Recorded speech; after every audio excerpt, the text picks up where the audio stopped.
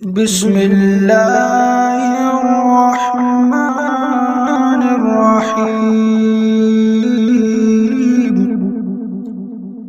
يسألونك عن الأهلة قل هي مواقيت للناس والحج وليس البر بأن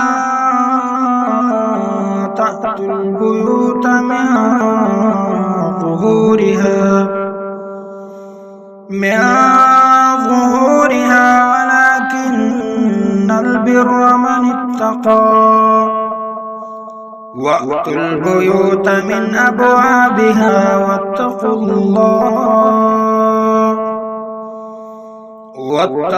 الله لعلكم تفلحون.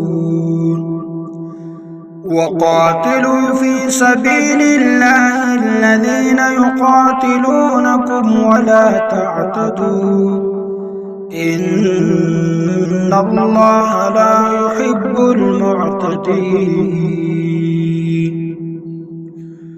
واقتلوهم حيث ثقفتموهم وأخرجوهم من حيث أخرجوكم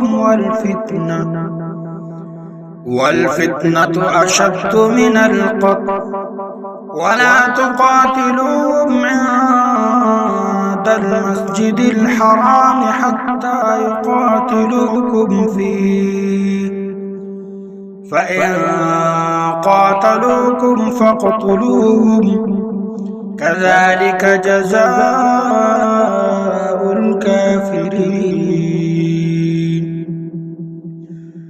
فإن انتهوا فإن الله غفور رحيم. وقاتلوهم حتى لا تكون فتنة ويكون الدين لله فإن انتهوا فلا عدوان إلا على الظالمين. الشهر الحرام بالشهر الحرام والحرمات قصاص فمن اعتدى عليكم فاعتدوا عليه بمثل ما اعتدى عليكم واتقوا الله واعلموا أن الله مع المتقين.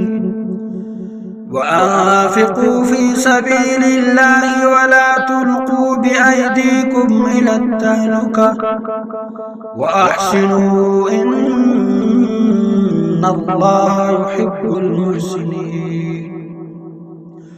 وأتموا الحج والعمرة لله فإن أحصرتم فما استيسر من الهدي ولا تحلقوا رؤوسكم حتى يبلغ الهدي محله فمن كان منكم مريضا أو به أذى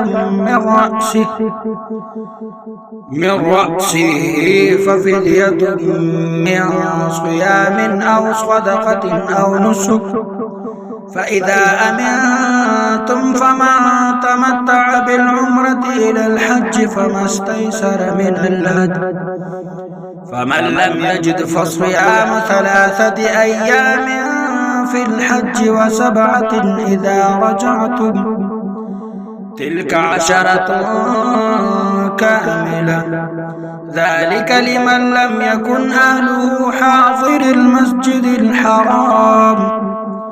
واتقوا الله واعلموا أن الله شديد العقاب.